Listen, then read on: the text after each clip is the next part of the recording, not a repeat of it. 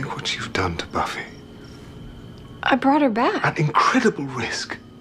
There was a perfect way to bring Buffy back, and I think we've already missed the opportunity.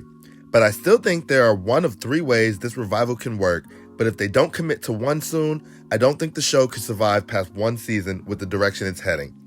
And before we get any further, I need y'all to understand something. This video requires comment participation. I don't just want to share what I think. I want this video to serve as a fan's writer's room. Whether you agree with me, completely hate my ideas, or have a better one, be sure to share your opinion.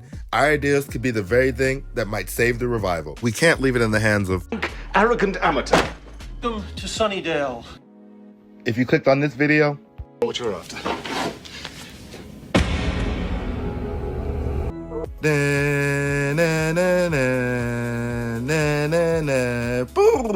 Buffy bot. So here's my core belief. The revival only works if they commit to one clear idea, and I don't think it's possible to please a new generation of fans and the core fan base at the same time. It's simply one or the other. Hello? Yes? Either we focus on the current life of Buffy Summers and her friends/family, kind of like X-Men's Logan did. You don't be what they made you.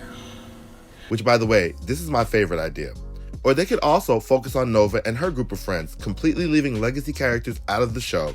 Or finally, if all potential Slayers are still active, then they tell the story of a different Slayer every week, with a few more cameos than with the Nova concept. But trying to do all three, or even two of them, will be the downfall of the revival. First, let's talk about focusing the new show on where Buffy is now and her current life. Oh, and by the way, if you have questions about the benefits of my Patreon, all my videos are available early on Patreon, as well as, of course, as a special shout out, plus much more. To our first patron, there's a link in the description. This one's for you, Robbie. You want to be a member of the Scooby Gang, you gotta be willing to be inconvenienced every now and then. So again, the first option for the show, and my favorite of the three, focuses entirely on the original cast. Buffy, Willow, Giles, whatever remaining and surviving Scoobies there are. This version is about where they are now. Years after the apocalypse and the destruction of Sunnydale, Buffy is older, more experienced, and more tired than ever before. And perhaps she even has a family with children of her own. She's no longer fighting every night, but somehow evil still finds her. If the apocalypse comes, beat me. The episodes could deal with threats that only someone with Buffy's history and experience can understand, old enemies resurfacing in new forms, the emotional fallout of a life spent fighting instead of just living. This isn't about teenage angst or learning the rules anymore. It's about consequences. It's about asking whether a Slayer ever truly gets to stop and rest. This version works because it tells a story the original show never had time to tell, but it only works if Buffy stays at the center. The moment we introduce a new Slayer or she becomes a regular presence, this stops being Buffy's story.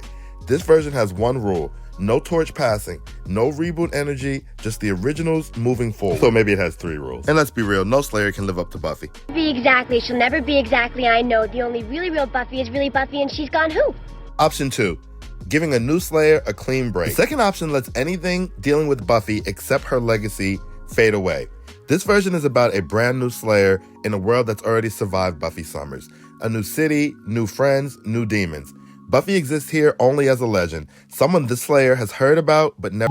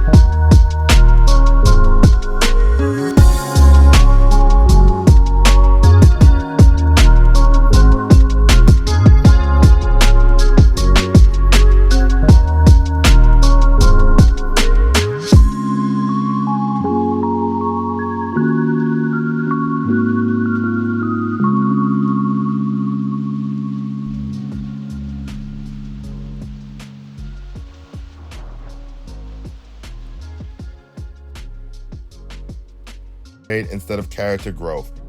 Because it's wrong. Because it's wrong. Nova doesn't need Buffy hovering over her shoulder like a ghost of better television's past.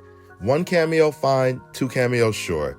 But if Buffy mentors her constantly, solves major problems, or delivers speeches about destiny and power, then Nova never really becomes real. She becomes the other Slayer, and we've already done that story.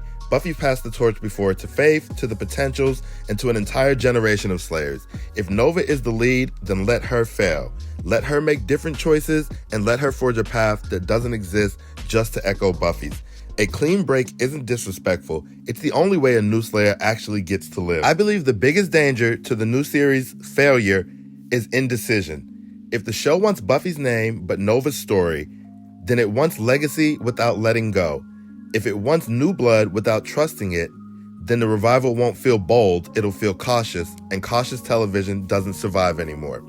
So here's what I want to know, and this is where I need you guys in the comments. Definitely let me know, what type of story are you looking for in the revival and why? And what do you think we're getting from what we know so far? And show me what you got. And I'll show you what a Slayer really is. I believe any of these 3 versions could work. They are all valid. They all respect what Buffy was, but the revival only survives if it chooses one.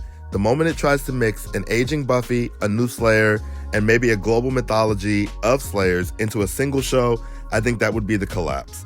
The Buffy revival doesn't fail because the idea is wrong. It fails again because they can't commit to a decision. And check out this other Buffy video on screen now. I may be dead, but I'm still pretty. Need a hand? No thanks.